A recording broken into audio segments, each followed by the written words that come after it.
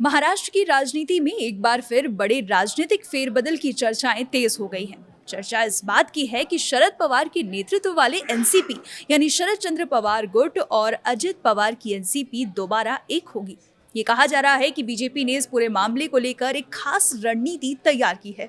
सूत्रों के मुताबिक बीजेपी चाहती है कि सबसे पहले दोनों एनसीपी गुट एक हो जाएं और उसके बाद ही नई पार्टी को एनडीए में शामिल किया जाए। हालांकि अभी तक इस पूरे मामले पर किसी भी पक्ष की ओर से आधिकारिक घोषणा नहीं की गई है। तो क्या है पूरा मामला, आइए जानते हैं इस वीडियो में। नमस्कार, आप देख रहे हैं न्यूज़ 18 का डिजिटल प्लेटफॉर्म और मैं हूं आपके साथ पल्लवी त्रिपाठी।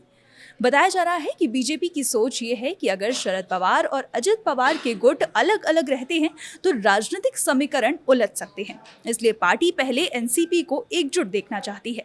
इसके बाद ही एनडीए में शामिल करने पर अंतिम फैसला लिया जा सकता है। इस रणनीति के पीछे महाराष्ट्र की राजनीति को लंबे समय तक स्थिर रखने और चुनावी समीकरण मजबूत करने की कोशिश के तौर पर देखा जा रहा है। पिछले कुछ दिनों से दोनों गुटों के नेताओं के बीच बातचीत का दौर भी चला।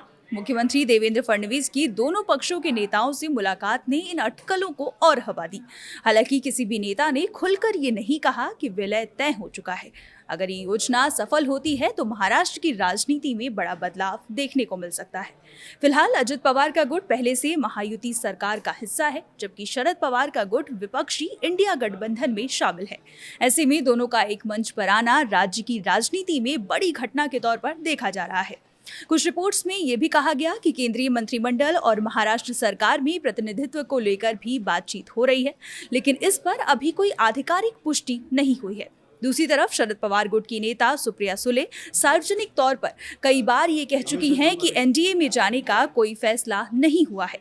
उन्होंने ये भी कहा कि पार्टी अपनी राजनीतिक दिशा पर खुद फैसला करेगी।